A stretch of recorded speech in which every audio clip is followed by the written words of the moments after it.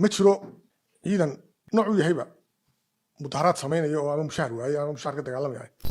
sidoo kale waxaa jira barnaamij xukuumaddu wado wasaaradda gaashaandhigu ay ka tahay liid oo ah in la diiwaan geliyo dhammaan manaafada jamhuuriyadda Somaliland. waxaana muuqata in dadkan dabada laga wado oo kooxaha abaabulan oo dana gaara leh oo qandaraas qaatayaal ay dabada ka wadaan warbaahinta soo booqatay Glade Media.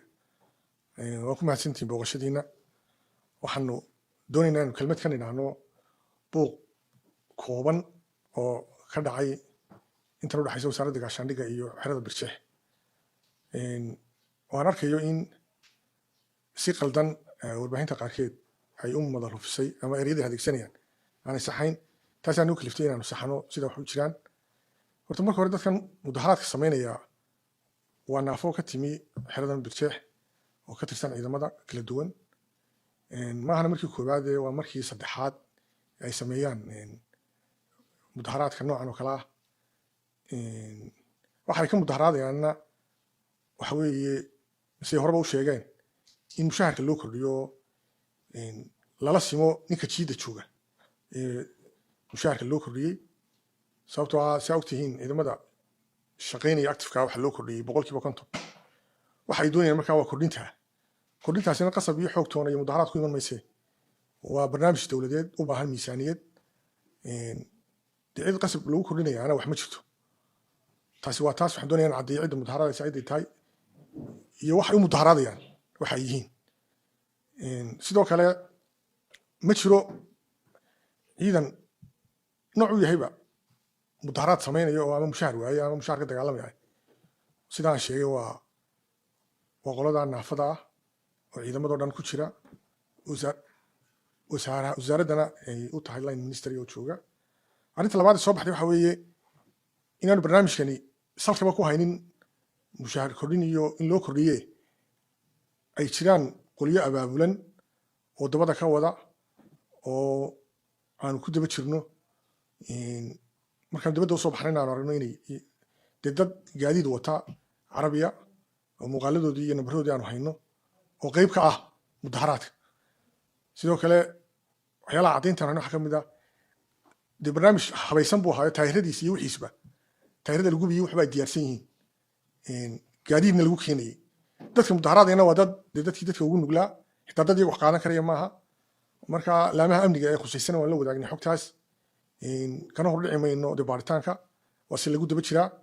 sidoo kale waxaa jira barnaamij xukuumaddu wado wasaaradda gaashaandhigu ay ka tahay liid oo ah in la diiwaan geliyo dhammaan manaafada jamhuuriyadda Somaliland.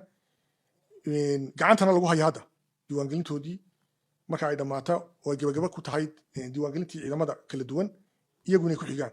sidoo kale miisaaniyadda 2026 doras baa ku jira ah sidii naafada wax loogu heli lahaa iyo howlgabka. laakiinse qasab maaha in maalin walba la yidhaahdo waan mudaharaadayaaye qasab ha laygu siiyo. sidoo kale saa ogtiin miisaaniyadda lagu shaqaynaya waa tii 2024 kuma jirto mushaharka la kordhiyey. sidaas aawadeed oo daraskan 2026 qayb weyn bay ka yihiin howlgabka iyo naafaduba. marka waxaana muuqata in dadkan dabada laga wado oo kooxaha abaabulan oo dana gaara leh oo qandaraas qaatayaal ay dabada ka wadaan. waana cadeymahoodii iyo xilligoodana waanu keeni doonaa. wadad la garanayo sawiradoodii iyo wejiyadoodii la hayo ganacsata ku jirto la garanayo. caddayna waxaa ah guddiyadoodii naafada markii aan la xidhiidhin ma ogin waaxdoodiina ma oga. waa kooxo meelo gaara laga keenay ciidamada ka abaabulay si gawadhaa lagu keenay CCTV-ga wasaaradda horteeda ku xidhan baa duubay. cadeymahoodiina waan haynaa sidan xagga hore ku sheegay. taasina waxaan doonaya inaan u caddeeyo haddana gacanta lagu hayo broseskoodii diiwaangelinta iyo dib u habeyntii telekoobkoodii. marka qasabna maaha in maalin walba dicidi ay intay dhagxaan iyo soo gurato taayira tirahdo anagana mushaharka nala kordhiyo. waa nidaam baalmarsan dowladnimada iyo nidaamka. ciidan mushahar laga gooyey iyo ciidan mushahar la'aan ku jirtaana midna ma jiro. dhaqanayna oo maaha nidaamkiina dowladeedna kuma jirto. marka taasina waa been abuur. waxaan kaloo ka digayaa warbaahinta adeegsanaysa erebixinta ah inay isticmaalaan ciidamada mushahar ka gadooday ciidamada mushahar laga gooytoona inay been abuur tahay.